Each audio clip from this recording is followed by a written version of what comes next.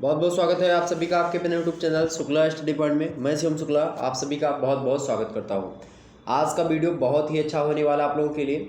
Home science के लगभग 121 objective type के महत्वपूर्ण प्रश्नों पर आज के वीडियो के माध्यम से चर्चा की जाएगी, जिससे खास करके बीए सेकंड सेमेस्टर के जो छात्र छात्राएं होंगे हमारे, वो लाभान्वित हो सकेंगे और बड़े अच्छे अंक आएंगे अगर आप लोगों ने इस वीडियो को अंत तक देखा। ओके, तो बहुत ही सूझबूझ के साथ, बहुत ही आसानी से, सरल शब्दों में आपको प्रश्नों को बताने का प्रयास रहेगा। तो फटाफट से एक बार वीडियो को लाइक कर दीजिए जितने भी लोग देख रहे हैं, और शेयर कर दीजिएगा।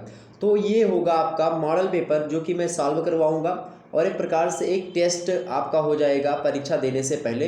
तो आप इसमें अपने आप को आंक सकते हो कि हाँ, आपकी कितनी जो है एक प्रकार से तैयारी हो चुकी है और कितनी बाकी है, कितना आप कर सकते हो।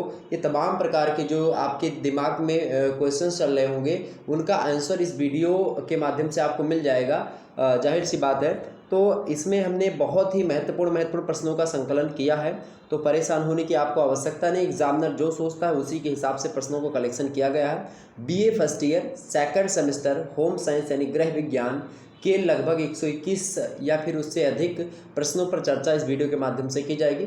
इससे पहले एक मॉडल पेपर हमारा अवेलेबल है, प्लेलिस्ट में आपको वीडियो लिंक मिल जाएगी, आप वहाँ से उसको देख सकते हो। ओके, और आगे हम बढ़ते हैं और जानते हैं कि आखिरकार क्या क्या पढ़ना है। ये प्रश्न आने वाले हैं आपकी परीक्षा में, ये मान करके चलो एकदम से और पढ़ो। ओके, सभी लोग अपनी इस वीडियो को शेयर करिएगा, सभी दोस्तों के पास शेयर कर दीजिएगा। और एक बात और आप यहाँ पर ध्यान दीजिएगा कि अगर आप में से किसी को मेहंदी वगैरह देखनी है, अच्छे तरीके से मेहंदी की डिज़ाइन वगैरह देखनी है, तो आप एक दूसरा चैनल है अपना ही है, तो उसको आप सब्सक्राइब कर लीजिए, शेयर करिए सभी दोस्तों के पास। मेहंदी विथ रॉबिन के नाम से है, ठीक है। उसकी लिंक मैं डिस्क्रिप्शन बॉक्स में दे दूंगा, आप उसको देख लीजिएगा। इंपॉर्टेंट है, आप लोग उसको सब्सक्राइब कर लीजिएगा और शेयर कर दीजिएगा सभी दोस्तों के पास। ओके, चलें, जिसको रिक्वायरमेंट हो आप लोग इस चैनल को सब्सक्राइब कर लीजिएगा। वैसे मेरे कहने का मतलब ये है कि आप सभी लोग अगर सब्सक्राइब कर देंगे तो ज़्यादा बेटर रहेगा। ओके, चलिए अब हम बात करते हैं लगभग 121 महत्वपूर्ण प्रश्नों पर चर्चा करते हैं, जो कि बहुत ही ज़्यादा महत्वपूर्ण है। चलें देखते हैं भाई बहनें, जो हमारी भाई जो भी आप जुड़े हुए हो सभी से है। आप चलिए प्रारंभ करते हैं बिना समय गंवाए हुए, आसानी से हमारे एक मुद्दे को समझेंगे। पहला प्रश्न आपके समक्ष है, कम लंबाई वाले वस्त्रोपयोगी तंतुओं को क्या कहते हैं? यानी कि वस्त्रों के उपयोगी, यानी वस्त्र बनाने के उपयोगी या वस्तुओं के लिए उपयोगी जो तंतु होते हैं, वो कम लंबाई वाले जो तंतु होते हैं जो कि वस्त्रों के लिए उपयोगी होते हैं, उन तंतुओं को हम खास करके क्या कहते हैं? उनको क्या हम साधारण तंतु बोलते हैं, या फिर स्पेटल जो है स्टेपल फाइबर बोलते हैं, या उन्हीं को हम फिलामेंट बोलते हैं, या बताएं इनमें से कोई नहीं, यानी none of these. Correct answer इसका क्या होगा, फटाफट से बताने का प्रयास करेंगे। तो कम लंबाई वाले वस्त्र के लिए उपयोगी जो तंतु होते हैं उनको हम बोलते हैं स्टेपल फाइबर। क्या बोलते हैं? Staple fibre. Option number B में दिया, करेक्ट आंसर होगा आपका। चलें, ये हो गया। अगला प्रश्न देखिएगा, आप लोगों से यही निवेदन है कि आप लोग कॉपी पेन लेकर के बैठिएगा, और कॉपी पेन लेकर के बैठेंगे, और जितने प्रश्न आपके सही हो रहे हैं उसको भी आप नोट डाउन करें, जितने गलत हो रहे हैं उनको भी आप नोट डाउन करें, और देखें कि आखिरकार आपकी स्थिति क्या है, आपकी पोजीशन क्या है इस जो है समय। और जिनकी परीक्षा है वो तो खास करके ऐसा करें। ओके, अपने आप को आंक ले। ये एक प्रकार से मॉडल पेपर नहीं, ये आपकी यूनिवर्सिटी का पेपर है, ऐसा समझिए। आपकी यही प्रश्न आने वाले हैं। वीडियो को 3 से 4 बार अवश्य देखिएगा। जब वीडियो अपलोड हो जाएगी आप पॉज कर करके आप एक एक प्रश्नों को लिख भी सकते हो, आसानी से पढ़ भी सकते हो सकता है मैं इसकी प्लेलिस्ट मतलब कि इसकी जो PDF है वो टेलीग्राम पर सेंड कर दूँ, तो आप लोग वहाँ से देख सकते हो उसको। अगला प्रश्न है, वस्त्रोपयोगी तंतुओं के मुख्य आवश्यक गुण क्या हैं? यानी जो वस्त्रों के लिए उपयोगी जो तंतु होते हैं उनके आवश्यक गुण जो मुख्य रूप से होते हैं वो कौन कौन से होते हैं? समुचित मजबूती, तो बिल्कुल भाई जो वस्त्रों के लिए उपयोगी जो तंतु होते हैं उनकी समुचित यानी कि उचित मात्रा में उनमें मजबूती होनी चाहिए, बिल्कुल होनी चाहिए। पर्याप्त लंबाई भी होनी चाहिए, अगर लंबाई नहीं तो वस्त्र के लिए उपयोगी कहाँ होंगे वो। इसके अलावा परस्पर सटने की क्षमता, यानी वस्त्रों में एक दूसरे यानी एक धागे से दूसरे धागे आपस में सटने की इच्छा रखते हो, यानी कहने का मतलब ये है मेरे कि परस्पर सटने की क्षमता जिन तंतुओं में पाई जाती हो वो तंतु एक प्रकार से वस्त्रों के लिए उपयोगी होते हैं। तो वस्त्रोपयोगी तंतुओं के मुख्य आवश्यक गुण जो होते हैं, समुचित लंबाई, समुचित मजबूती, परस्पर सटने की क्षमता, ये सभी जो होती हैं ये मुख्य आवश्यक गुण होते हैं किसी भी वस्त्रोपयोगी तंतुओं की। ओके, ऑप्शन नंबर इसका कौन सा करेक्ट होगा? डी करेक्ट होगा। ऑप्शन नंबर डी, उपर्युक्त सभी, ऑल द एबव। ओके, आगे बढ़ते हैं। अगला प्रश्न देखिएगा, हमारे लिए वस्त्रों की क्या उपयोगिता है? प्रश्न आपके समक्ष है, हमारे लिए वस्त्रों की क्या उपयोगिता है? ऑप्शन ए है शरीर को सजाना या संवारना, ऑप्शन बी है प्राकृतिक कारकों से सुरक्षा प्रदान करना, ऑप्शन सी है सामाजिक प्रतिष्ठा प्रदान करना, ऑप्शन डी है उपयुक्त सभी। करेक्ट आंसर क्या होगा? फटाफट से बताने का प्रयास करेंगे। तो हमारे लिए वस्त्रों की क्या उपयोगिता है?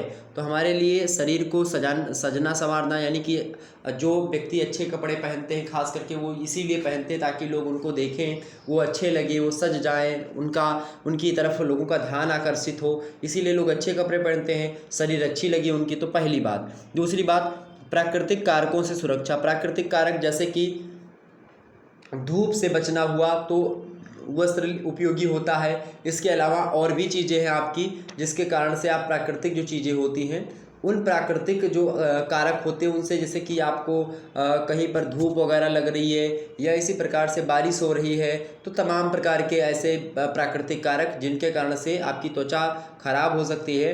तो इसीलिए सुरक्षा को मतलब कि सुरक्षा प्रदान करता है त्वचा को कौन? ये जो वस्त्र हमारे लिए होती है, इसीलिए उपयोगी होते हैं।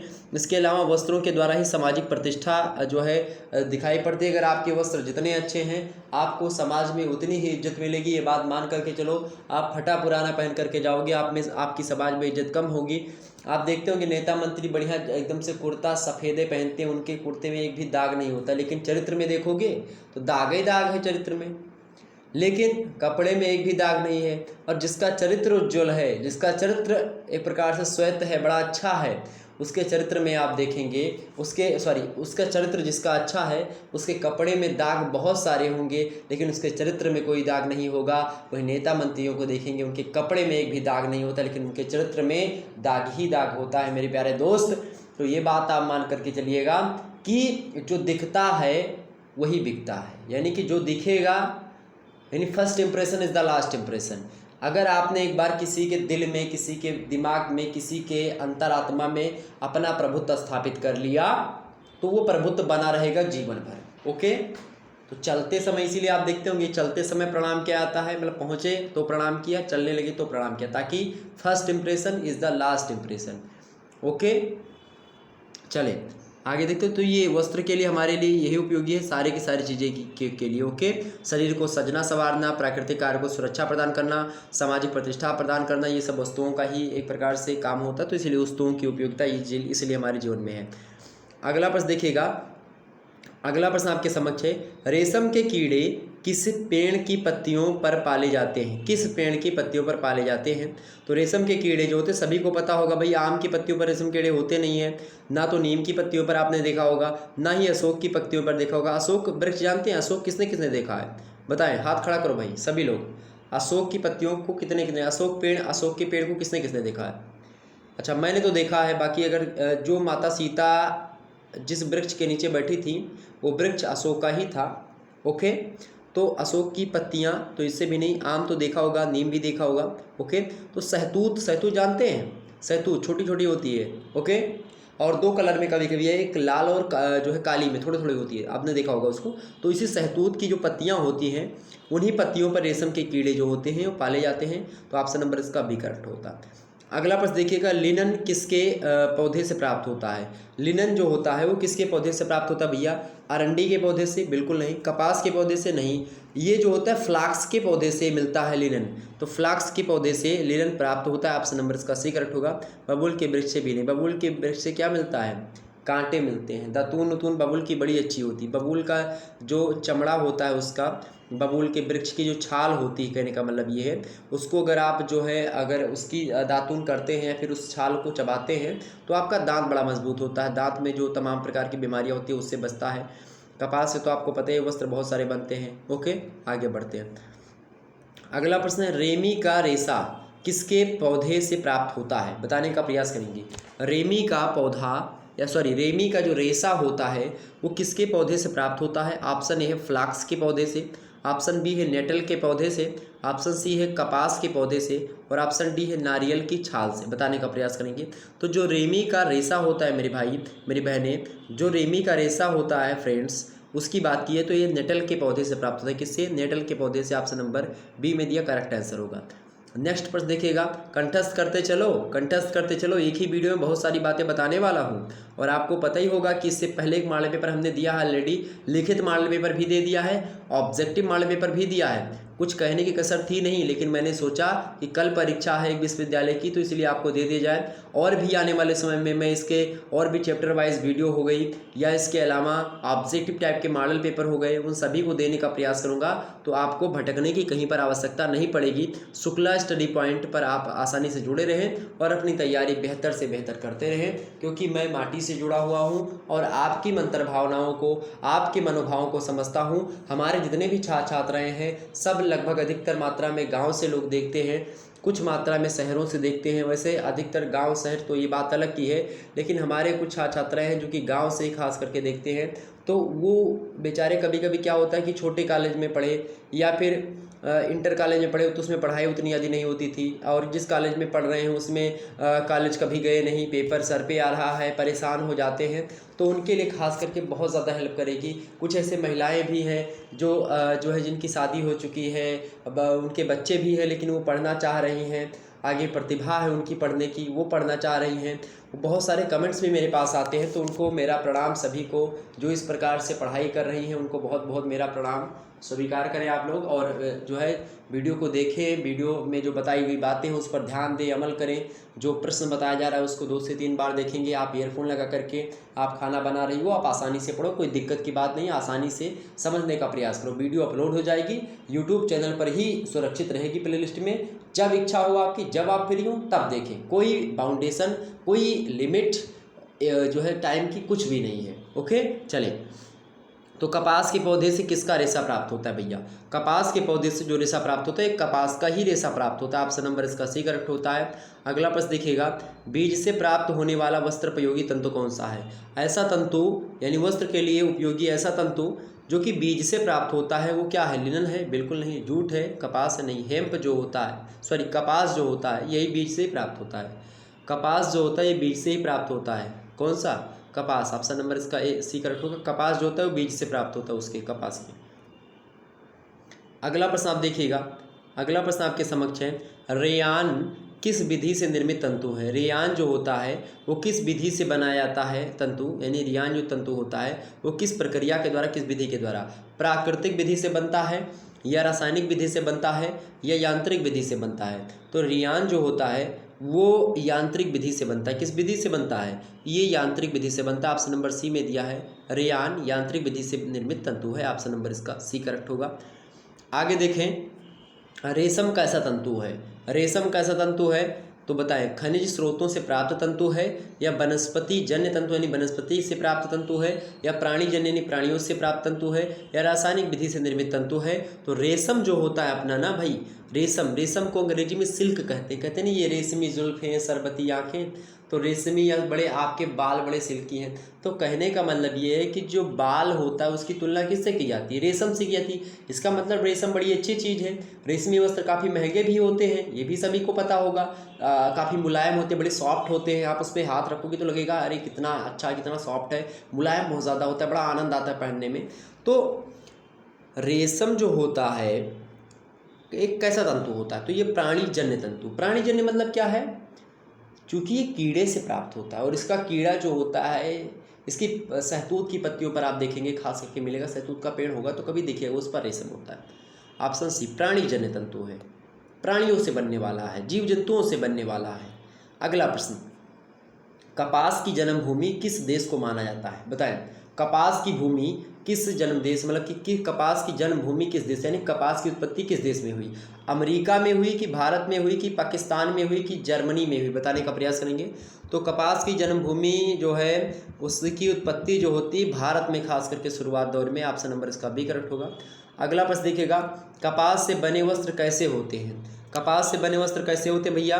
कपास से बने वस्त्र सबसे उत्तम यानी सबसे बढ़िया होते हैं या ठीक ठाक होते हैं, एवरेज होते हैं या एकदम से बेकार होता है या इनमें से कोई नहीं? बताओ भाई, क्या होगा।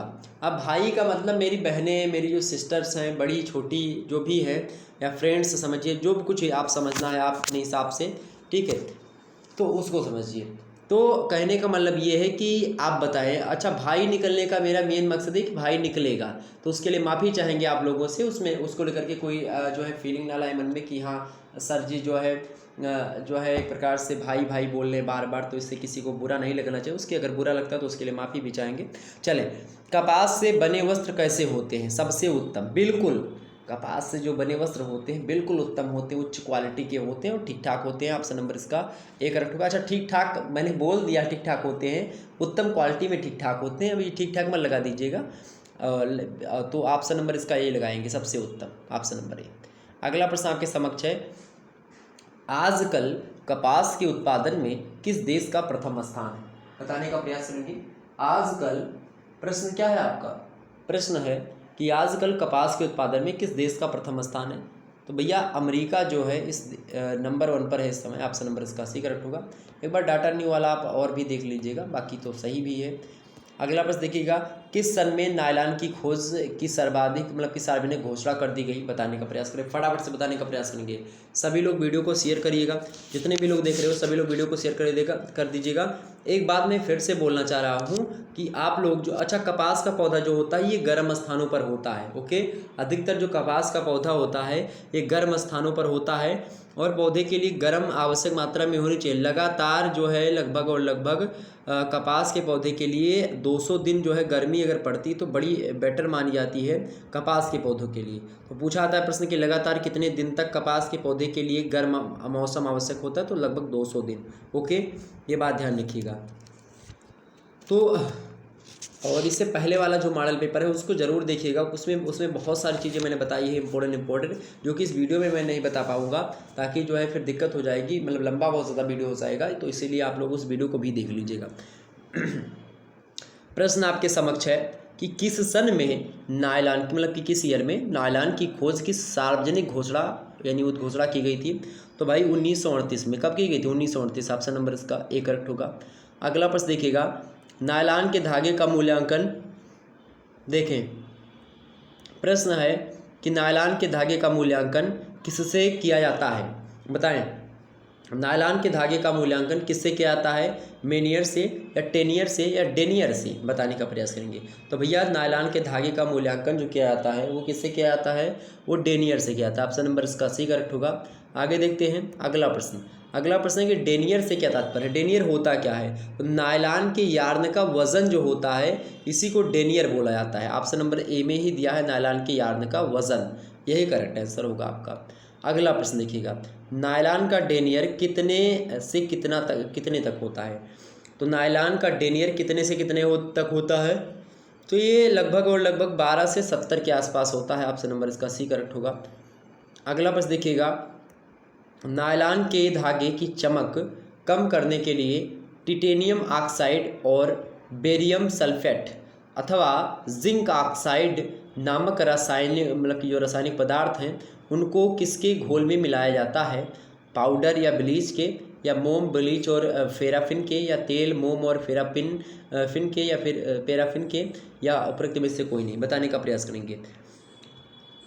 तो नायलॉन की धागे की चमक कम करने के लिए टिटेनियम ऑक्साइड और बेरियम सल्फेट या फिर जिंक ऑक्साइड नामक रसायनों को जो है तेल मोम और पैराफिन से के जो घोल होता है इन तीनों का मिल करके, इन्हीं तीनों के घोल में क्या किया जाता है? मिलाया जाता है टिटेनियम ऑक्साइड और बेरियम सल्फेट या फिर जिंक ऑक्साइड को, ओके। तो ऑप्शन सी में दिया है तेल मोम और पैराफिन, यही करेक्ट आंसर आपका होगा। आगे देखते हैं अगला प्रश्न आपके समक्ष है, टेक्सचर धागे किसका एक प्रकार है? बताएं, टेक्सचर जो धागे होते हैं किसका एक प्रकार है? कपास का, लिनन का, या नायलॉन का, या फिर ऊन का? तो बताने का प्रयास करें सभी लोग, एक बार सोचें।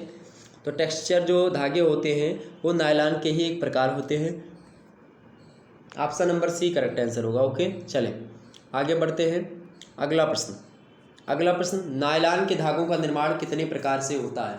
बताएं, नायलॉन के धागे का निर्माण कितने प्रकार से होता है? 5 प्रकार से, या 4 प्रकार से, या 3 प्रकार, या फिर 2 प्रकार?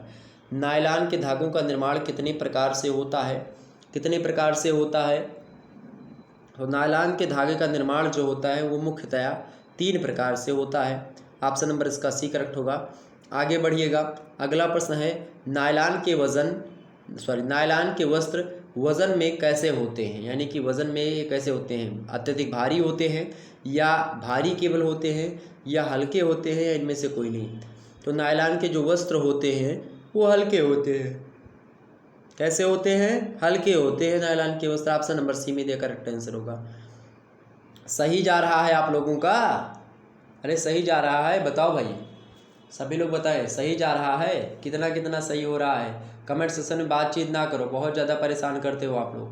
कमेंट सेक्शन में बातचीत ना करो भाई, बातचीत ना करो, बहुत ज़्यादा डिस्टर्ब करते हो आप लोग सभी बच्चों को हमारे हैं। ऐसे करना चाहिए। आप ही सोचो कि जहाँ पे पढ़ाई का, शिक्षा का केंद्र, जिसको शिक्षा का मंदिर बोला जाता है, खास करके तो शिक्षा के मंदिर में आप बैठे नहीं हो, टेक्निकल सारा ज़माना हो चुका है, तो फिर भी लेकिन अब ऐसा करना उचित नहीं है। शास्त्र के हिसाब से भी नहीं उचित है, पुराण के हिसाब से भी नहीं उचित है, किसी भी सामाजिक दृष्टि से, सांस्कृतिक दृष्टि से, ऐतिहासिक, भौगोलिक, राजनीतिक, यहाँ तक कि जो है हर दृष्टि से आप जो है ये गलत बात है जो कर रहे हो। फिर भी मैं सोच रहा हूँ कि किसी दिन एक दिन करूँगा, सारा का सारा ब्लॉक हो जाएगा। जितने भी लोग बात करते हैं वो सब, या आप सोच रहे हो कि जो कमेंट लिख करके और डिलीट कर देते हैं, हम सर जी नहीं देख पाते हैं।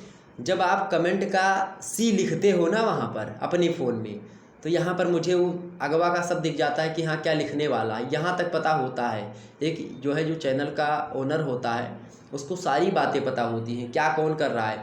आप कितना भी मैसेज डिलीट कर लो वहाँ से, लेकिन वहाँ से तो आपको दिखेगा कि डिलीट है, लेकिन मेरे यहाँ पर ना, मेरे फ़ोन में सारा दिखता है। जितना चिट्ठा आप बताते हो, बात करते हो लंबा लंबा, और अच्छा इस कमेंट में तो चैट सेशन में लोग बात ही करते हैं, वो तुरंत डिलीट कर देते हैं, वो भी दिखता है पूरा का पूरा। यहाँ पर हमारे पूरे के बैठे रहते हैं लोग तो देखते हैं। अच्छा बेइज्जती कितनी होती है वो तो लोग खुद ही देखते हैं, कहते हैं सर ब्लॉक कर दें। हम कहा रहने दो, अभी थोड़ी दिन ब्लॉक कर देंगे, एक दिन टाइम मिलेगा।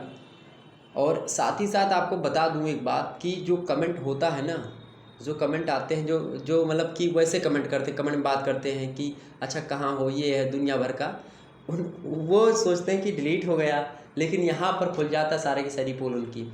तो गलत बात है बेटा, ऐसे मत किया करो। ओके, पहली बार ज़िंदगी में बेटा मुझसे निकला है मेरे। वैसे आप लोग मेरे सब बड़े भाई, सारी बड़ी बहनें हैं तो समझाना उचित नहीं, लेकिन कुछ छोटे भाई बहन भी हैं, वो ज़्यादा तंग करते हैं, तो उनको समझाने के लिए खास करके। चलें आगे बढ़ते हैं। पर वीडियो को लाइक और शेयर करिए फटाफट से, तब तक मैं थोड़ा सा जल ग्रहण कर लूँ। आप लोग फटाफट से वीडियो को लाइक और शेयर करिए।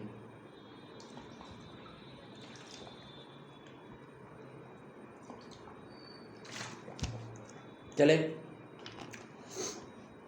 बताएं, नायलॉन के वस्त्र वज़न में कैसे होते हैं?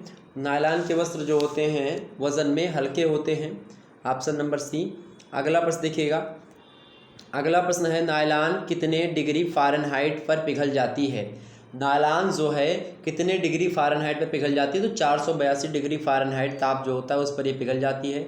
ऑप्शन नंबर इसका बी करेक्ट होगा। अगला प्रश्न है रेयान के रेशे किसके समान प्रतीत होते हैं? रेयान के रेशे किसके समान प्रतीत होते हैं? फटाफट से बताने का प्रयास करेंगे।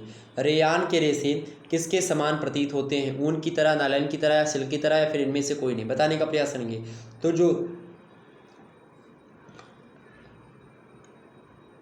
जो रेयान के रेशे होते हैं, रेयान के जो रेशे होते हैं वो बिल्कुल और बिल्कुल सिल्क की तरह दिखाई पड़ते हैं। सिल्क माने रेशम, तो रेयान के जो रेशे होते हैं वो सिल्क के समान यानी कि रेशम के समान प्रतीत होते हैं। ऑप्शन नंबर इसका सी करेक्ट होगा। अगला प्रश्न है रेयान को कैसा रेशा माना जाता है? रेयान कैसा रेशा है? मानवकृत यानी मानवकृत या फिर मानव के द्वारा बनाया हुआ, मतलब कि मानवकृत या मानव द्वारा बनाया हुआ एक ही बात, या फिर प्राकृतिक या मशीनीकृत, मशीन से बना हुआ, या प्रकृति के द्वारा बनाया गया, या मानव के द्वारा बनाया गया। तो भाई जो रेयान होता है वो मानव के द्वारा बनाया जाता है। किसके द्वारा? मानव के द्वारा ही बनाया जाता है। ऑप्शन नंबर इसका ए करेक्ट होगा। अगला प्रश्न देखिएगा, रेयान रेशे का पिता किसे कहा जाता है? रेयान रेशे का पिता किसे कहा जाता है? तो ये कहा जाता है सर डोनेट को। किसको कहा जाता है? सर डोनेट को रेयान रेशे का पिता कहा जाता है। ऑप्शन नंबर बी में देख करेक्ट आंसर ये होगा। अगला प्रश्न देखिएगा, अगला प्रश्न है रेयान की अत्यधिक चमक को कम करने के लिए टिटेनियम डाइऑक्साइड के अतिरिक्त किस किस का प्रयोग किया जाता है? बताने का प्रयास करेंगे।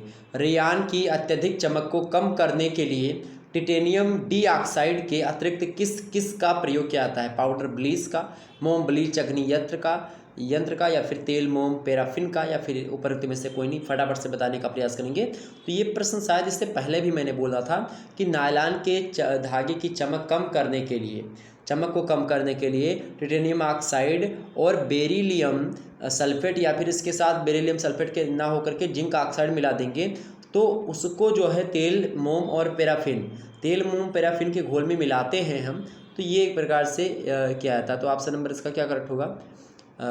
ऑप्शन नंबर सी, तेल मोम और पैराफिन। अगला प्रश्न देखिएगा, कताई की हुई रेयान के धागों से बने वस्त्र क्या कहलाते हैं? बताएं। कताई की हुई जो रेयान के जो धागे होते हैं जिनकी कटाई हो चुकी है, तो रेयान के जो धागे होते हैं जो कि कटे हुए हैं, कटाई हो चुकी जिनकी, उन धागों से जो वस्त्र बनते हैं उनको हम क्या कहते हैं? हॉट रेयान कहते हैं, या सॉफ्ट रेयन कहते हैं, या स्पन रेयन कहते हैं। तो उसको हम स्पन रेयन कहते हैं। ऑप्शन नंबर इसका सी करेक्ट होगा। नेक्स्ट प्रश्न, अगला प्रश्न देखिएगा। अगला प्रश्न आपकी स्क्रीन पर विजुअल हो पा रहा होगा। चलें फटाफट से शेयर करिए सभी दोस्तों के पास वीडियो को। चलें अगला प्रश्न आपके समक्ष आ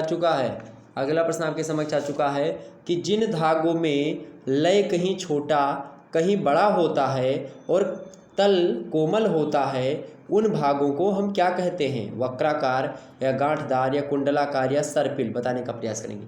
यानी जिन धागों में लय कहीं छोटा कहीं बड़ा होता है और तल कोमल होता है, उन धागों को हम सर्पिल कहते हैं। ऑप्शन नंबर इसका डी करेक्ट होगा। आगे देखिए, अगला प्रश्न है। अगला प्रश्न आपकी स्क्रीन पर विजुअल हो पा रहा है। प्रश्न है कि सूती तंतु तथा डेक्रान तंतुओं से तैयार धागे होते हैं। बताएं। सूती तंतु तथा डेक्रान तंतुओं से तैयार धागे होते हैं। बताएं कैसे होते हैं भाई, कैसे होते हैं? तो कम व्यय द्वारा अधिक मजबूत होते हैं, ये आकर्षक होते हैं और टिकाऊ भी होते हैं। तो पहला ही ऑप्शन आपका मिल गया। सूती तंतु और डेक्रान तंतुओं से तैयार जो धागे होते हैं वो कम व्यय के द्वारा बने हुए होते हैं और अधिक मजबूत भी होते हैं, अधिक आकर्षक होते हैं और टिकाऊपन भी इनमें पाया जाता है। तो ऑप्शन नंबर इसका ए करेक्ट होगा। ओके, अगला प्रश्न देखिए। अगला प्रश्न आपकी स्क्रीन पर विजुअल हो पा रहा है। देखिए, तंतुओं से वस्त्र निर्माण के लिए सर्वप्रथम क्या किया जाता है? तंतुओं से वस्त्र निर्माण के लिए सर्वप्रथम क्या किया जाता है? उद्योग लगाया जाता है, या तंतुओं धागे या सूत का निर्माण किया जाता है, या मशीनें लगाना या कारीगर ढूंढना। बताएं। तंतुओं से वस्त्र निर्माण के लिए सर्वप्रथम क्या किया जाता है? तो तंतुओं धागे या सूत का निर्माण किया जाता है। तंतु धागा या सूत इन सभी का निर्माण किया जाता है जो है तंतुओं से वस्त्र निर्माण के लिए सबसे पहले। ऑप्शन नंबर बी में दिया करेक्ट आंसर होगा। अगला प्रश्न आपके समझ दिया हुआ है। तंतुओं से धागा बनाने की क्रिया क्या कहलाती है? तंतुओं से धागे बनाने की जो क्रिया होती है वो क्या कहलाती है? तंतुओं से धागा बनाने की क्रिया बुनाई कहलाती है, या कताई कहलाती है, बनाई कहलाती है, फिर रुबाई कहलाती है। चले भाई, जितने भी लोग देख रहे हैं हमारे फ्रेंड्स को, सभी लोग बताने का प्रयास करें। तंतुओं से धागा बनाने की जो क्रिया होती है उस क्रिया को हम क्या बोलते हैं? उसको कताई बोलते हैं। ऑप्शन नंबर इसका बी करेक्ट होगा। अगला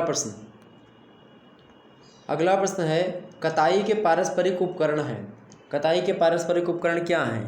तकली और चरखा। बिल्कुल, तकली और चरखा जो हैं ये कताई के पारंपरिक उपकरण साधन है। ओके, ऑप्शन नंबर इसका है। परंपरागत यानी पहले इसी से जो है चीज़ें होती थी।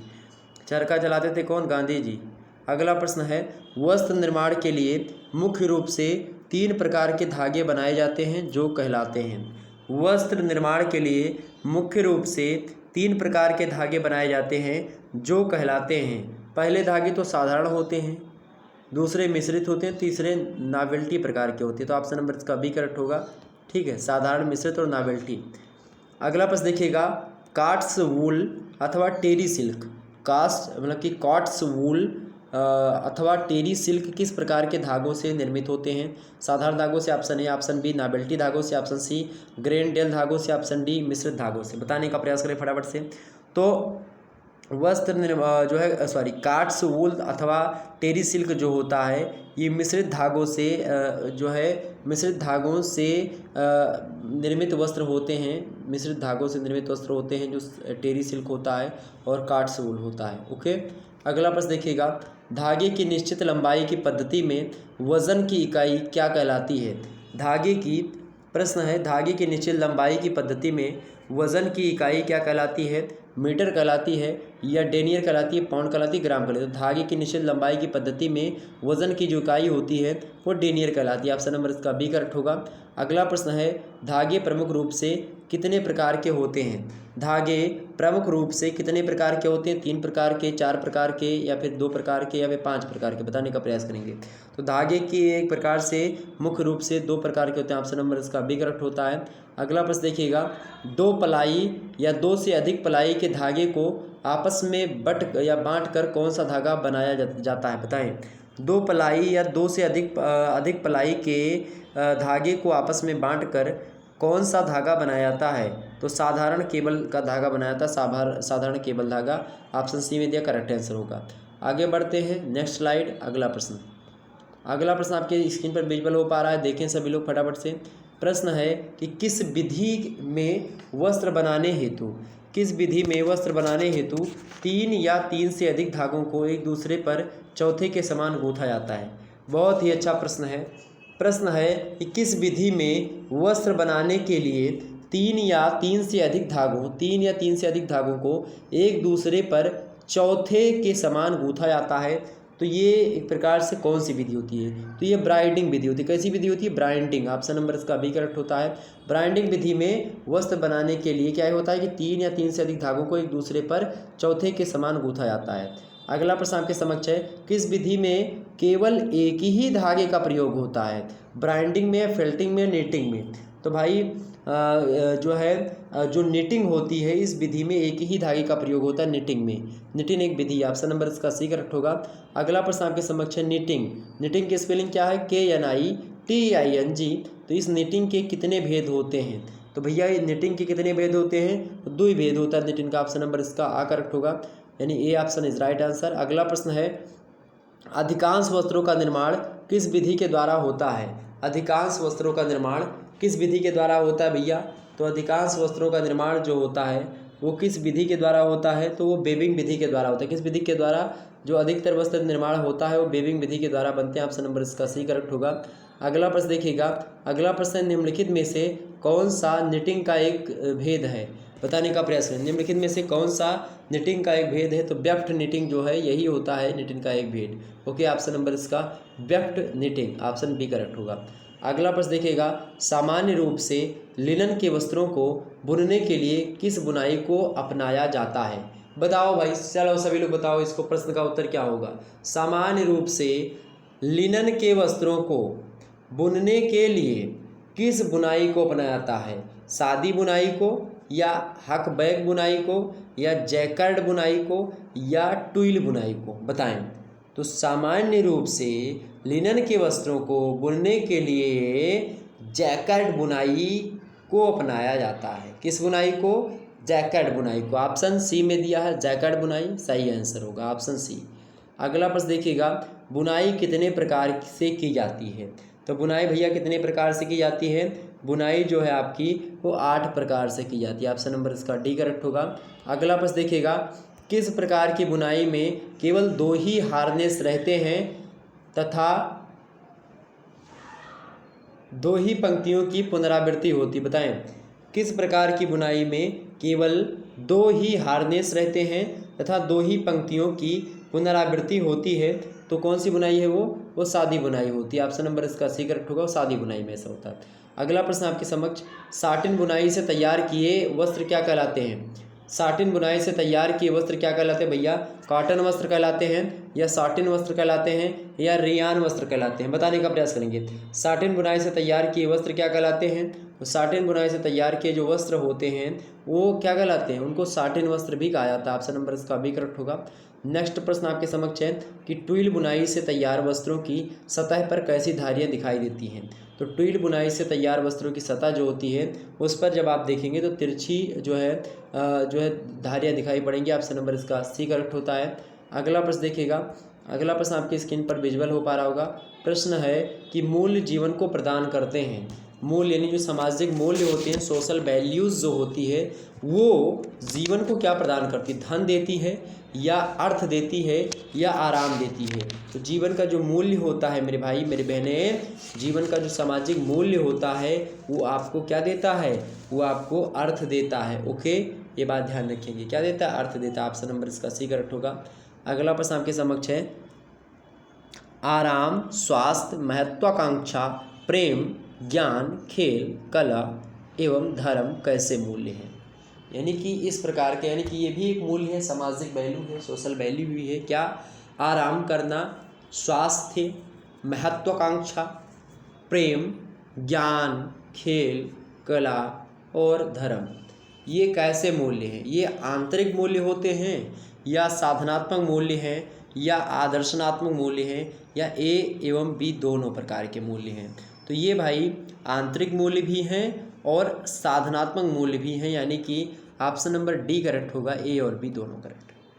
अगला प्रश्न है, गृह व्यवस्था एक प्रक्रिया है, शारीरिक प्रक्रिया है या मानसिक प्रक्रिया या सामाजिक प्रक्रिया या संवेगात्मक प्रक्रिया। तो गृह व्यवस्था जो होती है एक मानसिक प्रक्रिया होती है, ऑप्शन नंबर इसका बी करेक्ट होता है। अगला प्रश्न आपके समक्ष है, पारकर जो कि एक विद्वान है, उनके अनुसार प्रमुख मूल्य कौन कौन से हैं। तो पारकर के अनुसार प्रमुख मूल्य कौन कौन से हैं भैया, तो मूल्य कौन कौन से हो गए, घृणा, ईर्ष्या ये मूल्य हैं, या क्रोध, द्वेष भावना ये मूल्य है, लड़ना झगड़ना ये मूल्य है, या फिर प्रेम, कला, सुख ये सब मूल्य हैं। तो जो है पारकर के अनुसार प्रमुख मूल्य जो है कौन कौन से, प्रेम, कला, सुख ये सब। ऑप्शन नंबर इसका सी करेक्ट होगा। अगला प्रश्न आपके समक्ष है, हम जो भी कार्य करते हैं उनके पीछे कोई शारीरिक, आर्थिक, सामाजिक, मनोवैज्ञानिक या धार्मिक या दार्शनिक तथ्य अवश्य होता है और ये तत्व होते हैं, बताने का प्रयास करेंगे। प्रश्न है कि हम जो भी कार्य करते हैं उनके पीछे कोई शारीरिक, आर्थिक, सामाजिक, मनोवैज्ञानिक या दार्शनिक तथ्य अवश्य होता है और ये तत्व होते हैं। तो ये तत्व जो दार्शनिक तथ्य होता है वो जीवन के मूल्य होते हैं। ऑप्शन नंबर इसका डी करेक्ट होगा। अगला प्रश्न आपके समक्ष है, गृह व्यवस्था एक व्यवहारिक विज्ञान है किसके अनुसार। गृह व्यवस्था एक व्यवहारिक विज्ञान किसने कहा था, इस प्रश्न को कहा था, इस मतलब कि इस कथन को कहा था कोटेजिन ने। किसने कहा था, कोटेजिन महोदय कहते हैं कि गृह व्यवस्था एक व्यवहारिक विज्ञान है। ऑप्शन नंबर इसका बी करेक्ट होगा। अगला प्रश्न देखिएगा, अगला प्रश्न, लक्ष्य वे हैं जिनको प्राप्त करने में प्रत्येक व्यक्ति या परिवार चेष्टा करता है। प्रश्न क्या है, लक्ष्य वे हैं जिनको प्राप्त करने में प्रत्येक व्यक्ति या परिवार चेष्टा करता है। तो ऑप्शन नंबर इसका बी करेक्ट होगा, साक्ष्य। ओके, अगला प्रश्न देखिएगा, अगला प्रश्न आपके समक्ष है, लक्ष्य की उत्पत्ति होती है। लक्ष्य की उत्पत्ति कैसे होती है, लक्ष्य उत्पत्ति कैसे होती भाई, मूल्य से, स्तर से, समाज से, संस्कृति से। लक्ष्य उत्पत्ति कैसे होती है, लक्ष्य की उत्पत्ति मूल्य से होती है। ऑप्शन नंबर इसका ए करेक्ट होगा। अगला प्रश्न देखिएगा, लक्ष्य ग्रहण करने योग्य वस्तु या अंत या उद्देश्य है। लक्ष्य ग्रहण करने योग्य वस्तु, अंत या उद्देश्य है, ये परिभाषा किसने दी थी, ये परिभाषा दी थी किसने, ये परिभाषा दी थी निखिल एवं डार्सी ने। ऑप्शन नंबर सी में दे करेक्ट आंसर होगा। अगला प्रश्न देखिएगा, लक्ष्य कितने प्रकार के होते हैं। तो लक्ष्य जो है 3 प्रकार के होते हैं। ऑप्शन नंबर इसका सी करेक्ट होगा। अगला प्रश्न देखिएगा, जिसे व्यक्ति प्राप्त करने की इच्छा रखता है उसे कहते हैं, जिसे व्यक्ति प्राप्त करने की इच्छा रखता है उसे हम क्या कहते हैं, लक्ष्य कहते हैं। ऑप्शन नंबर इसका बी करेक्ट होगा। आगे बढ़ते हैं और भी प्रश्नों को जानने का प्रयास।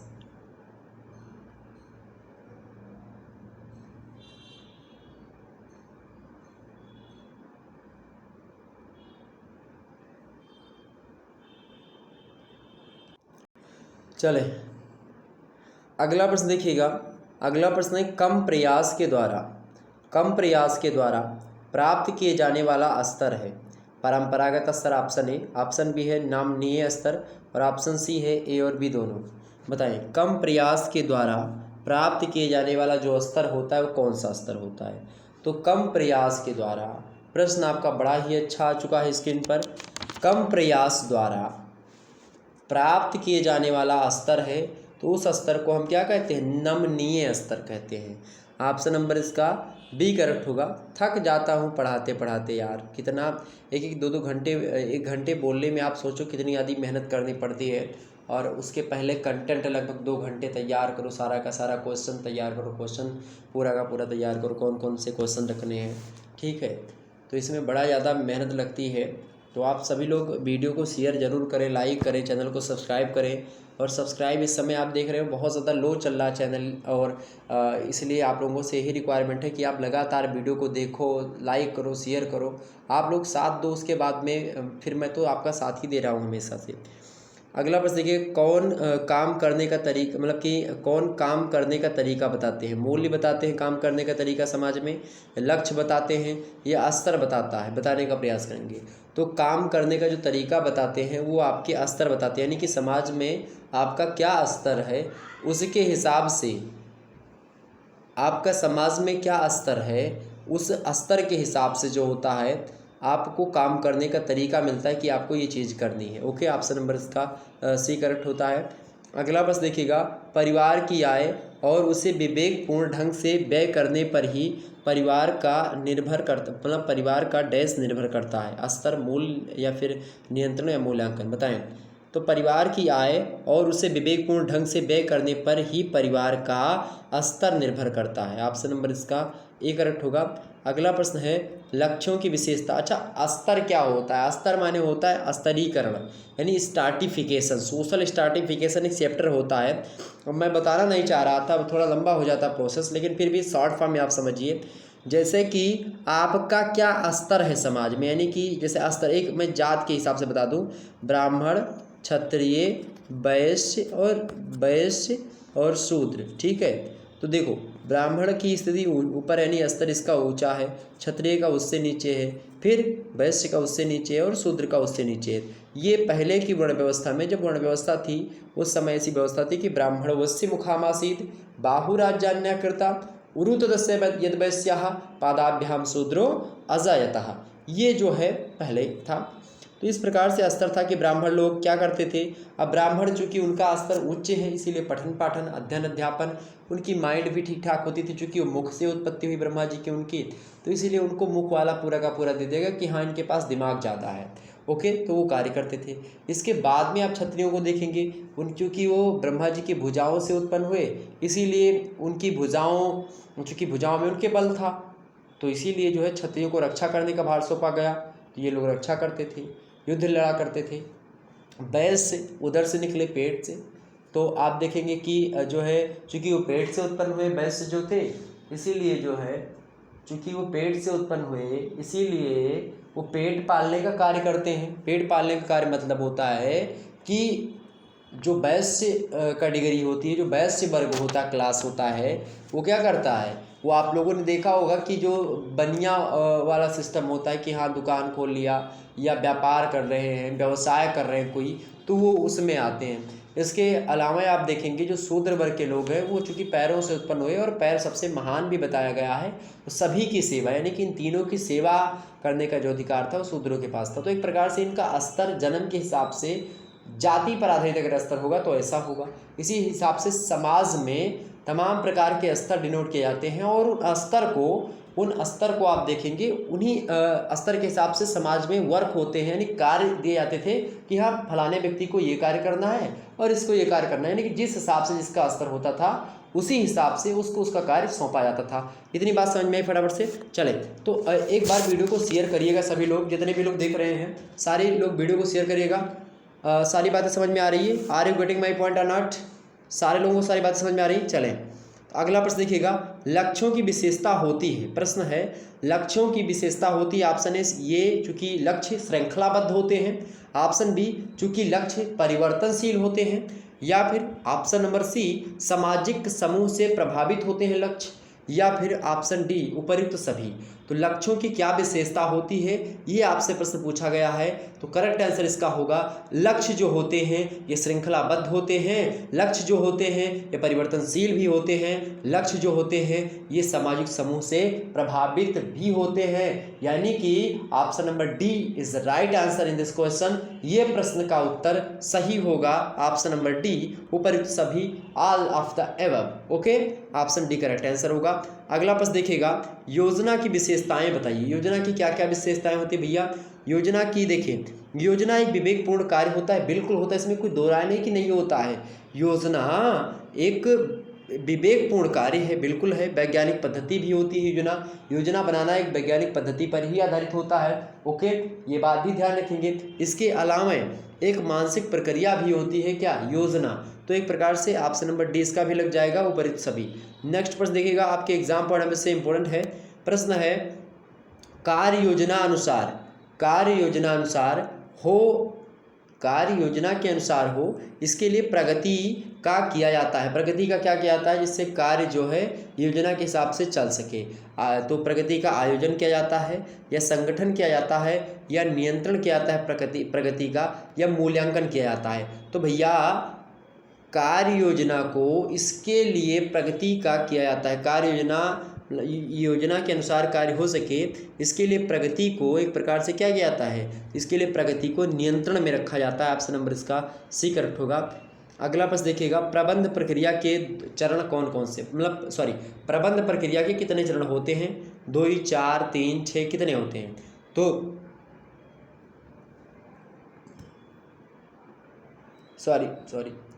तो जो प्रबंध प्रक्रिया होती है उसके 4 चरण होते हैं। कितने चरण होते हैं भैया? 4 चरण होते हैं। ओके, जितने हमारे सभी लोग देख रहे हैं, सभी लोग वीडियो को लाइक कर, जितने भी लोग नए जुड़ रहे हैं फटाफट से। अगला प्रश्न है, नियंत्रण की विशेषताएं क्या होती हैं? नियंत्रण की क्या विशेषताएं हैं? तो नियंत्रण चूँकि एक सतत चलने वाली प्रक्रिया होती है, और यह एक प्रबंधकीय कार्य भी होता है नियंत्रण, और नियंत्रण तथ्यों पर भी आधारित होता है, यानी कि ऑप्शन नंबर डी करेक्ट होगा, ये सभी। अगला प्रश्न देखिएगा, क्रियान्वयन यानी कि क्रिया को संचालित करने को। तो क्रियान्वयन को शक्ति प्रदान करना चरण है। क्रियान्वयन को शक्ति प्रदान करना चरण है। नियंत्रण का चरण है, या योजना का चरण है, या संगठन का चरण है, या फिर मूल्यांकन का चरण है? तो क्या किसका चरण है? ये नियंत्रण का चरण है। ऑप्शन नंबर इसका बी करेक्ट होगा। अगला प्रश्न देखिएगा, किस मूल्यांकन में तुलनात्मक विवेचन किया जाता है? बताएं, किस मूल्यांकन में तुलनात्मक विवेचन किया जाता है? सापेक्ष मूल्यांकन में तुलनात्मक विवेचन किया जाता है। ऑप्शन नंबर इसका ए करेक्ट होगा। अगला प्रश्न देखिएगा, नियोजन, संगठन, नियंत्रण और मूल्यांकन। नियोजन, संगठन, नियंत्रण और मूल्यांकन में है क्या है? संबंध है, विरोध है, या एक दूसरे से संबंधित नहीं है, या उपरोक्त में से कोई नहीं? तो भैया नियोजन, संगठन, नियंत्रण, मूल्यांकन, इनमें परस्पर आपसी संबंध है। ऑप्शन नंबर इसका ए करेक्ट होगा। अगला प्रश्न देखिएगा, अच्छा ये देखिए नीचे प्रश्न एक और दिख रहा है, चलिए बहुत ही फायदा हो गया आपका। सीमित साधन के अंतर्गत आते हैं। सीमित साधन के अंतर्गत कौन कौन चीज़ें आते हैं जान लो भाई। सीमित साधन के अंतर्गत आपका शक्ति आती है, समय आता है, चूँकि शक्ति भी सीमित होती है, समय भी सीमित होता है, और योग्यताएं भी सीमित होती है। तो ये सभी जो हैं ये सीमित साधन के अंतर्गत आती हैं। आगे देखेंगे अगला प्रश्न आप लोगों के समक्ष आ चुका है। अगला प्रश्न देखिएगा, अगला प्रश्न आपके समक्ष आ चुका है कि वह आय जो परिवार को, प्रश्न बड़ा ही अच्छा है, देखें प्रश्न आपके लिए अच्छा प्रश्न है कि वह आय जो परिवार को बिना धन व्यय किए सुविधाओं के रूप में प्राप्त होती है, वह क्या है? वह आय जो परिवार को बिना धन व्यय यानी धन खर्च किए सुविधाओं के रूप में प्राप्त हो जाती है, उस प्रकार की आय को हम क्या कहते हैं? मौद्रिक आय, वास्तविक आय, अप्रत्यक्ष आय या प्रत्यक्ष आय। तो ऐसी आय जो कि परिवार को बिना धन व्यय किए सुविधाओं के रूप में प्राप्त हो जाती है, उसको हम प्रत्यक्ष आय कहते हैं। ऑप्शन नंबर इसका सी करेक्ट होगा। अगला प्रश्न है, यह शारीरिक कारणों से उत्पन्न नहीं होती है। यह शारीरिक कारणों से उत्पन्न नहीं होती है, नीरस थकान या कुंठाजन्य थकान। तो ए और बी दोनों करेक्ट आंसर होगा, क्योंकि नीरस थकान और कुंठाजन्य थकान जो होती है ये शारीरिक कारणों से उत्पन्न नहीं होती है। ये क्या होती है? ये एक प्रकार से मानसिक कारणों से आप देखेंगे, कुंठाजन्य थकान और नीरस थकान। अगला प्रश्न देखिएगा, शक्ति व्यय होने से होती है। शक्ति व्यय यानी शक्ति का अगर व्यय हो गई, शक्ति आप खर्च कर लोगे, जितनी भी आपके पास पावर है, क्षमता है, उसको अगर आप खर्च कर लेंगे तो उसके बाद में क्या होगी? थकान लगेगी, संचय होगा, बचत हो। तो भाई शक्ति अगर आपके अंदर यानी जो आपकी पावर शक्ति खत्म हो जाती है तो आपके अंदर क्या होता है? थकान उत्पन्न होती है। ऑप्शन नंबर इसका बी करेक्ट होगा।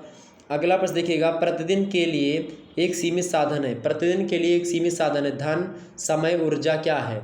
तो प्रतिदिन के लिए एक सीमित साधन क्या है? समय जो होता है ये प्रतिदिन के लिए एक सीमित साधन होता है। ऑप्शन नंबर इसका ए करेक्ट होगा। अगला प्रश्न देखिएगा, निकिल एवं डार्सी के अनुसार किस अवस्था में शक्ति की मांग सर्वाधिक होती है? निकिल एवं डार्सी के अनुसार किस अवस्था में शक्ति की मांग सर्वाधिक होती है? प्रथम अवस्था में ऑप्शन ए, ऑप्शन बी दूसरी व तीसरी अवस्था में, ऑप्शन सी चौथी अवस्था में, और ऑप्शन डी 5वीं अवस्था में। बताएं तो निकिल एवं डार्सी के अनुसार जो है दूसरी व तीसरी अवस्था की मांग सर्वाधिक होती है। ऑप्शन नंबर इसका भी करेक्ट होगा। अगला प्रश्न देखिएगा। अगला प्रश्न है मध्यम कार्यों को मध्यम कार्यों को करने में कितनी कैलोरी अतिरिक्त ऊर्जा प्रति घंटा व्यय होती है।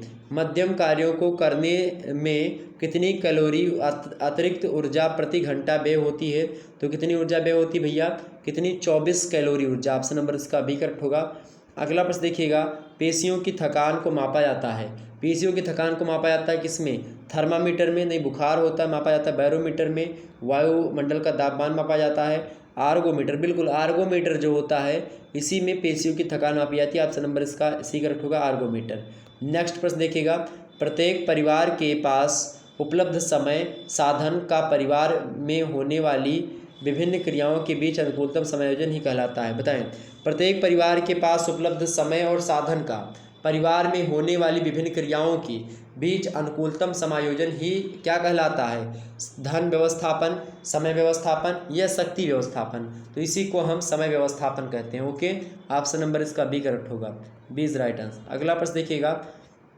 समय का संतुलन स्थापित होना चाहिए कार्य में, विश्राम में या शयन में। तो भाई जो है समय का संतुलन जो स्थापित होना चाहिए, समय कार्य में भी समय का संतुलन स्थापित होना चाहिए, समय से विश्राम भी समय से लेना चाहिए और सोना भी समय से चाहिए। ऑप्शन नंबर इसका डी करेक्ट होगा पर सभी में। अगला प्रश्न आप देखिए सभी लोग। शिखर समय भार होता है। शिखर समय भार कब होता है भाई, शिखर समय भार महीने में जिस दिन राशन लाना हो वो शिखर समय भार होता है। जब घर की पुताई होती हो तब शिखर समय भार होता है। जब घर में अचार पापड़ आदि बनाए जाते हैं तो भी क्या होता है, तब भी शिखर समय का भार होता है। ऑप्शन नंबर इसका डी करेक्ट होगा, ऊपर सभी। ओके, अगला प्रश्न देखिएगा। विश्राम काल के लाभ क्या क्या हैं। प्रश्न इसमें भी आ गया, देखें इसका भी आप लोग जान लीजिए। विश्राम प्रश्न क्या है, विश्राम काल के लाभ हैं। विश्राम काल का लाभ क्या होता है, शारीरिक थकान दूर हो जाती है विश्राम काल से, यानी विश्राम का जो समय होता है उससे विश्राम करने से शारीरिक थकान दूर हो जाती है आपकी, आगे के कार्य में वृद्धि हो जाती है, आप और भी कार्य कर सकेंगे। कार्यकर्ता विश्राम काल को पसंद करते हैं, जितने भी लोग होते हैं सभी लोग विश्राम आराम करना चाहते हैं कि यहाँ बस एसी चलत हो आराम से वहीं में लेट गए सुख ली जीवन के, ठीक है। लेकिन आप देखेंगे जो व्यक्ति एसी में रहते हैं या फिर आप देखेंगे जो बहुत ज़्यादा सुख में रहते हैं वो आगे कभी जल्दी नहीं बढ़ पाते, क्योंकि क्या होता है कि वो संघर्ष नहीं कर पाते, जितना संघर्ष उनको करना चाहिए वो संघर्ष कर नहीं पाते हैं और उसके कारण से कहीं ना कहीं पे उनके मन में थोड़ा सा ठेस या फिर आप देखेंगे कि कुछ ना कुछ मात्रा में वो जो संघर्ष करके व्यक्ति आता है वो बहुत आगे तक जाता है। खासकर अब जैसे कि आप संघर्ष करके बहुत आगे हो जाओ, आपका लड़का जब आपके जो है जो पैसे आपने कमाए या फिर जो भी आपने इज्जत शोहरत दौलत कमाई उसका उपयोग किसको करना है, आपका बच्चा करेगा, तो जाहिर सी बात है वो अच्छे तरीके से नहीं कर पाएगा, वो बिगड़ जाएगा, उसी में उसको मद हो जाएगा। साहिबे वक्त हो गुरूर ना हो, मैं पिया जाए सुरूर ना हो, यानी कि अगर शराब पिए और नशा ना हो और धन हो उसका घमंड ना हो किसी को, दैट इज इम्पॉसिबल, हो ही नहीं सकता। आगे देखते हैं, अगला प्रश्न आपके समक्ष है।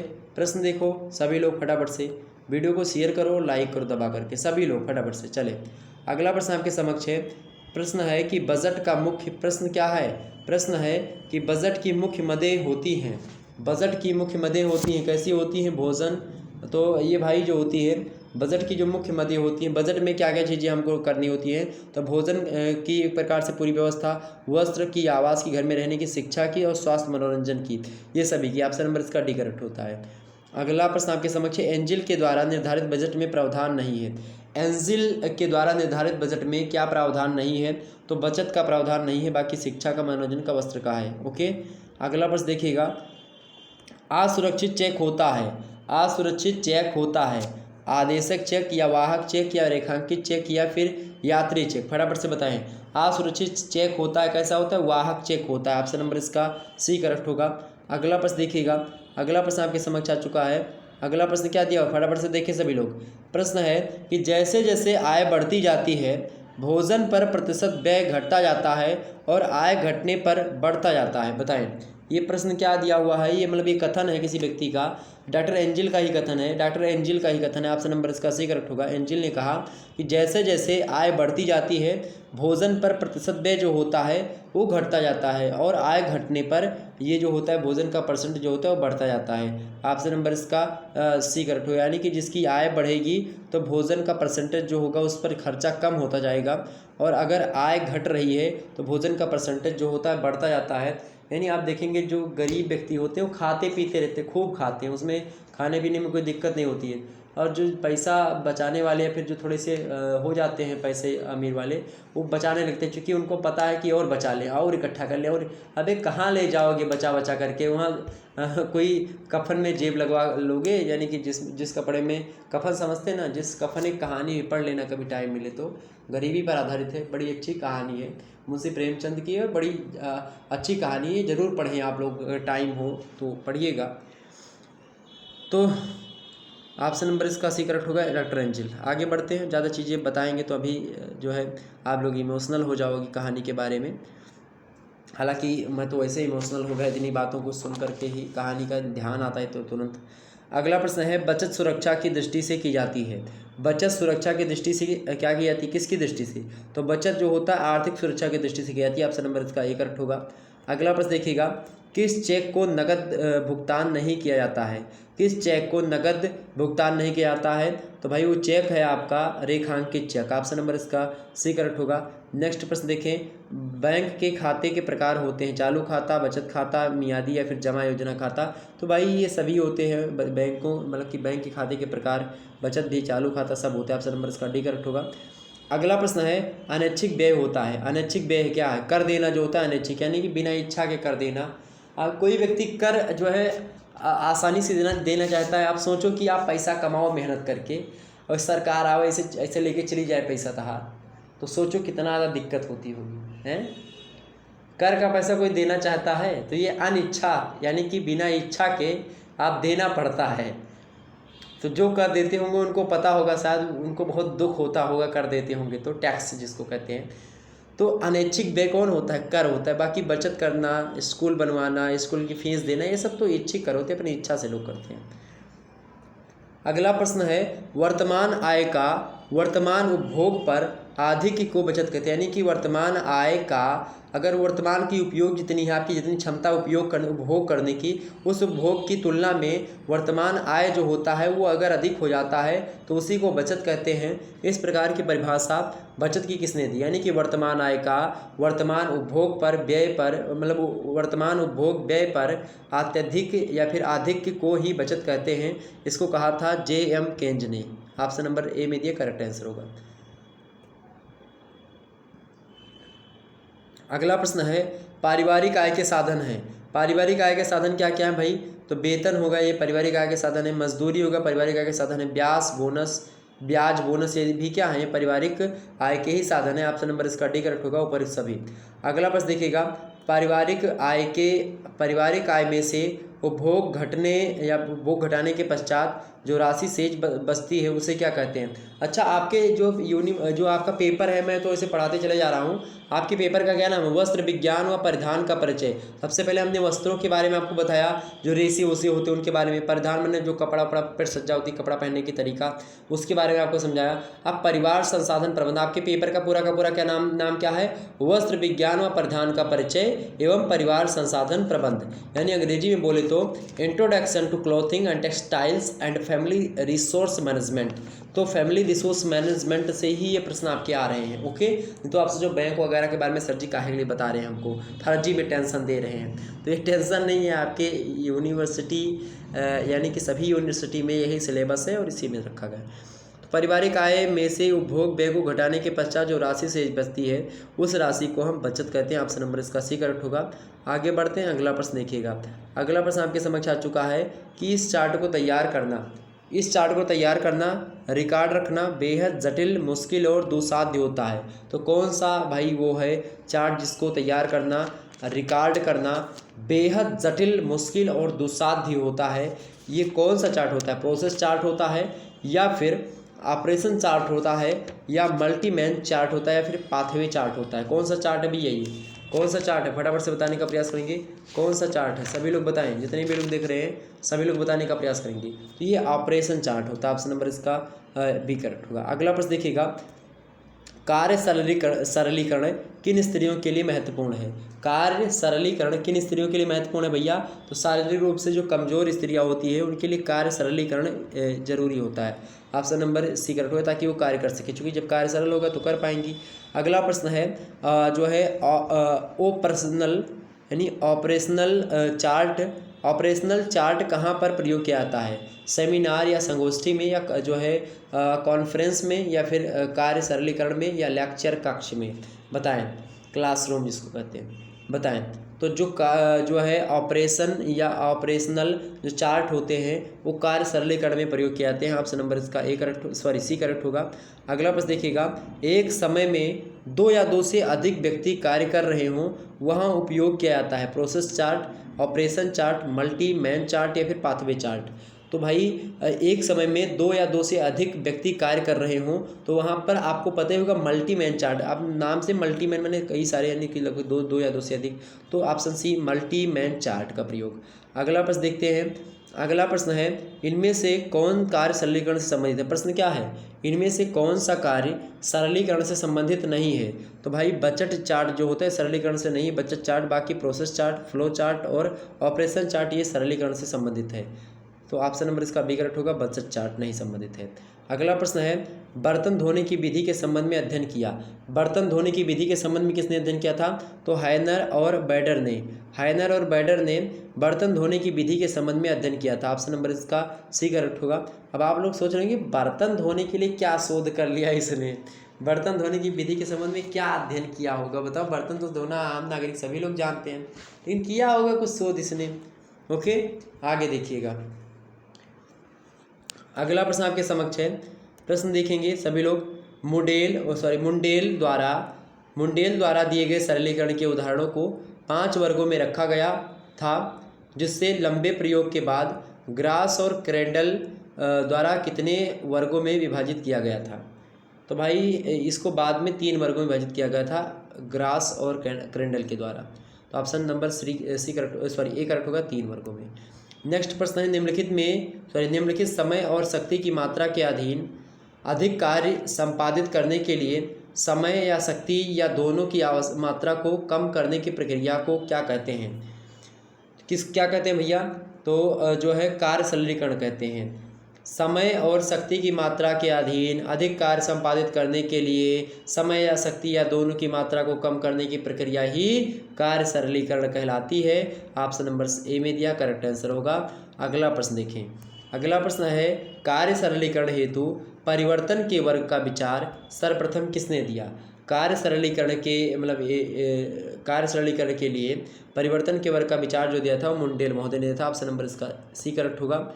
अगला प्रश्न देखिएगा, किसी भी कार्य को कम मात्रा में समय एवं शक्ति उपयोग के द्वारा करने की तकनीकी को कार्य सरलीकरण कहते हैं। ये परिभाषा दी थी किसने? तो राजमल पी देवदास ने दी थी। ऑप्शन बी में दिए हैं Rajmal P Devdas, correct answer होगा। इन्होंने कहा सरलीकरण की परिभाषा को देते हुए कि किसी भी कार्य को कम मात्रा में समय एवं शक्ति उपयोग के द्वारा करने की तकनीकी को कार्य सरलीकरण कहते हैं। ओके, अगला प्रश्न देखिए आप सभी लोग। अगला प्रश्न आपके समक्ष है, देखिए फिर वस्त्र विज्ञान को लेकर के प्रश्न आपका आ गया। प्रश्न है कि सूती वस्त्र गर्मी में पहने जा सकते हैं, क्योंकि सूती वस्त्र गर्मी में पहने जा सकते हैं, क्यों पहने जा सकते हैं भाई?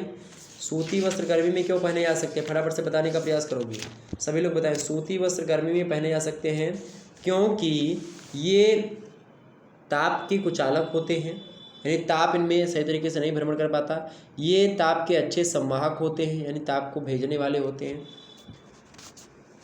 या फिर ये जो है सफ़ेद होते हैं, या फिर ये मोटे होते हैं। तो भाई सूती वस्त्र गर्मी में पहने जाते हैं क्योंकि ये ताप के अच्छे संवाहक होते हैं, ताप को भेज देते हैं वापस। ओके, ऑप्शन नंबर इसका बी करेक्ट होता है।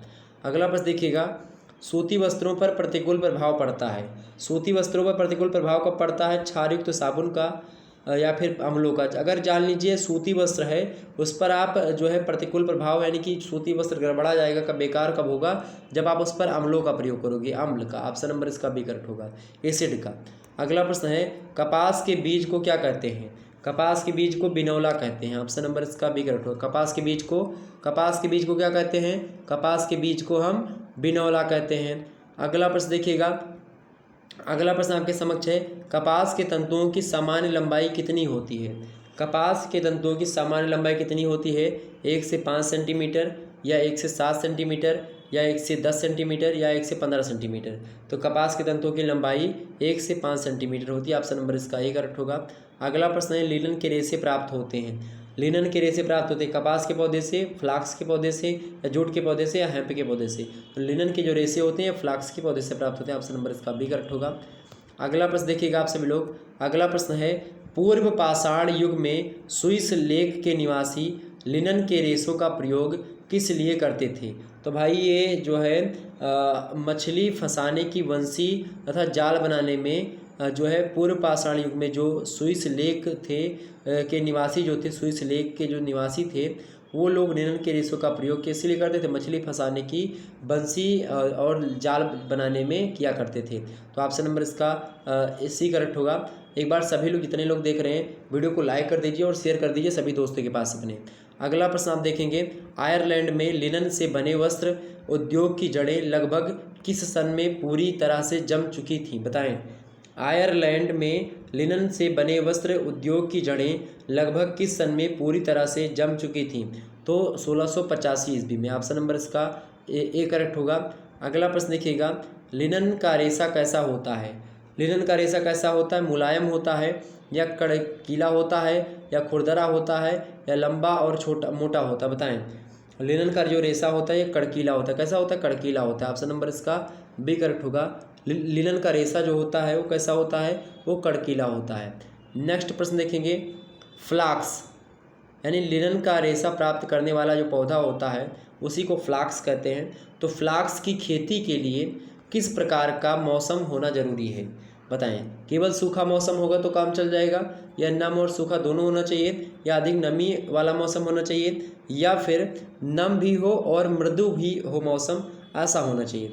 तो लिनन के उत्पादन में बात की जाए तो खास करके आप देखेंगे, यानी फ्लाक्स का जो पौधा होता है, फ्लाक्स की खेती के लिए, यानी जो लिनन का रेशा जिस पौधे से मिलता है उसको फ्लाक्स कहते हैं। तो फ्लाक्स की खेती करने के लिए जो होता है नम और मृदु मौसम का होना परम आवश्यक है। ऑप्शन नंबर इसका डी करेक्ट होगा, करेक्ट आंसर। आगे देखेंगे सभी लोग, आगे देखेंगे। एक बार सभी लोग वीडियो को लाइक और शेयर कर दीजिएगा, जितने भी लोग देख रहे हो सभी लोग फटाफट से। थोड़ा सा मैं जल ग्रहण कर लूँ, उसके बाद में फिर से आगे मैं और भी कंटिन्यू करता हूँ। तो बस थोड़ी देर की क्लास है आपकी, 2-3 मिनट की और क्लास है, तो आप लोग परेशान मत होइएगा बस। ओके, गले में थोड़ा सा दिक्कत हो रही है बोलने में, तो इसीलिए मैं थोड़ा सा जल ग्रहण कर लूँ, उसके बाद में फिर से मैं 3 मिनट 4 मिनट की और क्लास है आपकी थोड़े से प्रश्न बचे हुए हैं बस। ओके, परेशान ना हो सभी लोग, वीडियो को लाइक करो, शेयर करो सभी दोस्तों के पास अपने। ओके चलो,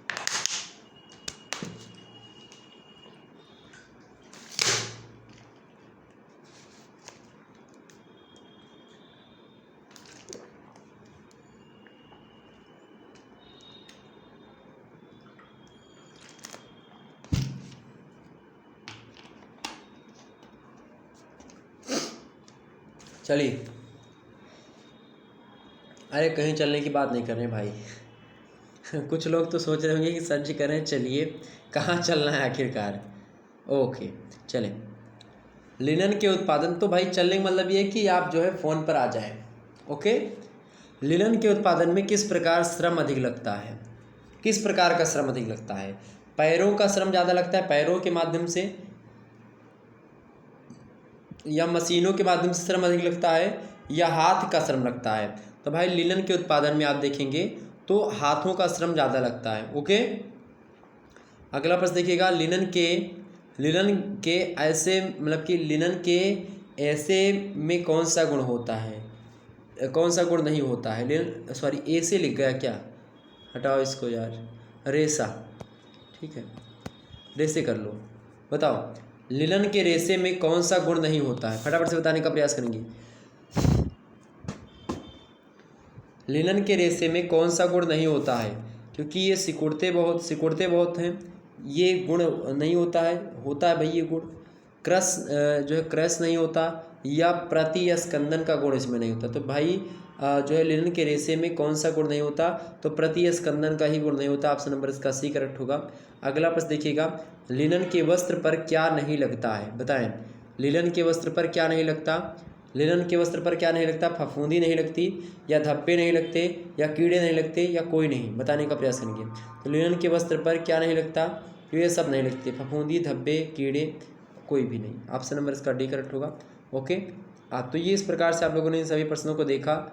आप लोगों को कैसे लगे ये प्रश्न फटाफट से बताने का प्रयास करेंगे सभी लोग। आपको बता दूं, इंग्लिश लिटरेचर का सिलेबस आप लोगों के समक्ष अवेलेबल हो चुका है।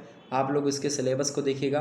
और अभी आपका सिलेबस मेडिवल हिस्ट्री का सिलेबस ऑलरेडी आ चुका है। आप लोगों ने नहीं देखा तो उसको भी रात के 8 बजे से क्लास हो रही थी, आप लोगों ने देखा होगा उसको, जाहिर सी बात है, तो वो भी देख लीजिएगा। और बाकी मध्यकालीन इतिहास का जिनका भी पेपर लगा हुआ है उनके लिए मैं कल वीडियो आपके लिए ला दूंगा, तो आप परेशान ना हो बिल्कुल भी। 24 को पेपर है मेडिवल हिस्ट्री का शायद। तो मतलब ये मैं बता दूं कि ये जो होम साइंस का ये जो मैंने वीडियो बनाया है ये भारत की सभी यूनिवर्सिटीज़ के लिए है। परेशान होने की आवश्यकता नहीं, सभी यूनिवर्सिटीज़ में सिलेबस यही है और आपको यही पढ़ना पड़ेगा। वस्त्र विज्ञान और प्रदान का परिचय एवं परिवार संसाधन प्रबंध, ये गृह विज्ञान यानी home science BA second semester में आपको पढ़ना ही पड़ेगा। इसमें कोई दो राय नहीं है। ओके, तो परेशान होने की आपको आवश्यकता नहीं है। आप किसी भी यूनिवर्सिटी से हैं, शुक्ला स्टडी पॉइंट सभी यूनिवर्सिटी के सिलेबस को देखता है और उसके हिसाब से आपको जो है वीडियोस बनाने का प्रयास उस पर करता है। और भी चीज़ें जो कि आपको और भी अगर चाहिए जो है वीडियो, तो और भी आप बताने का प्रयास करेंगे। और भी मैं मॉडल पेपर दे दूंगा। लिखित का मॉडल पेपर ऑब्जेक्टिव का एक पहले से अवेलेबल है, तो ये दूसरा ऑब्जेक्टिव का मॉडल पेपर है। और लिखित मॉडल पेपर और दे दूंगा, ऑब्जेक्टिव भी और दे दूंगा आप लोगों की अगर रिक्वायरमेंट होगी तो। चलिए फिर मिलते हैं हम नेक्स्ट वीडियो में। उससे पहले जान लीजिए कि इंग्लिश लिटरेचर का ऑब्जेक्टिव का मॉडल पेपर अवेलेबल, उसको देख लीजिएगा। और सभी सब्जेक्ट के हैं और इसको देख लीजिएगा। न्यू एजुकेशन पॉलिसी पर सिलेबस हमने था तो सिलेबस डाल दिया मैंने, देख लीजिएगा। होम साइंस का भी सिलेबस आपको दे दूंगा कहेंगे तो आप सभी लोग। ओके, हिंदी की ये क्लास आप लोगों के समक्ष कल हुई थी, इसको भी आप लोग देख लीजिए, मोस्ट इंपॉर्टेंट है आपकी परीक्षा की दृष्टि से। ओके, ये क्लास भी देख लीजिएगा, बहुत ज़्यादा महत्वपूर्ण है आपकी परीक्षा की दृष्टि से। चलें फिर मिला जाए नेक्स्ट वीडियो में। शेयर कर दीजिए, सभी लोग वीडियो को शेयर अवश्य कर दीजिए ताकि जो है कोई दिक्कत ना हो। ओके, सभी दोस्तों के पास अपने शेयर कर दीजिएगा। बहुत बहुत धन्यवाद, धन्यवाद आप सभी का।